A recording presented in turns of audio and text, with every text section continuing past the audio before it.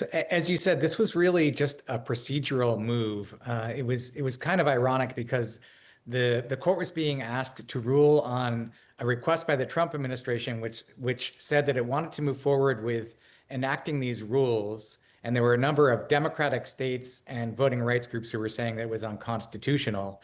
And the Trump administration argued that it was premature to make that argument because they hadn't actually released the rules. And while the court was debating this motion, this the post office actually released the rules on Friday.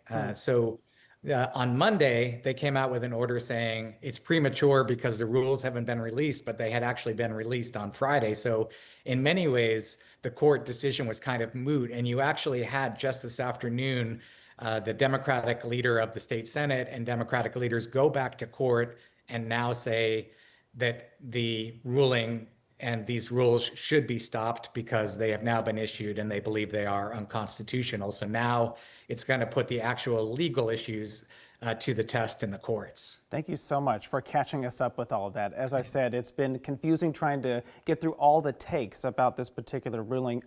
Let's just go back to the basics, though. What is in the president's executive order about mail-in voting? Yeah, so the rules themselves really sort of make the Postal Service a regulator of elections, which it's never been before. It requires states to submit a list of people that want mail-in ballots and won't send ballots to voters that are not on these pre-approved lists. It also says that the states have to file to basically come up with a uniform standard for the envelopes, that they all have unique barcodes, which is something that a lot of states aren't able to do now.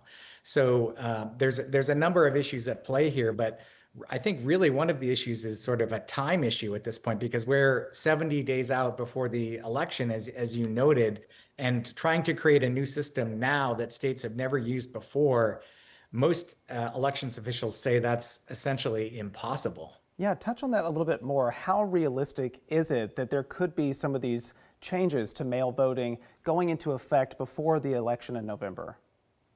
The elections officials I talked to today say that it's not realistic. You know, you've got states that don't use barcodes to send out these envelopes, and in rural counties, sometimes they handwrite the names and addresses of the voters that are getting these absentee ballots, and now they'd be required to have special barcodes and special envelopes.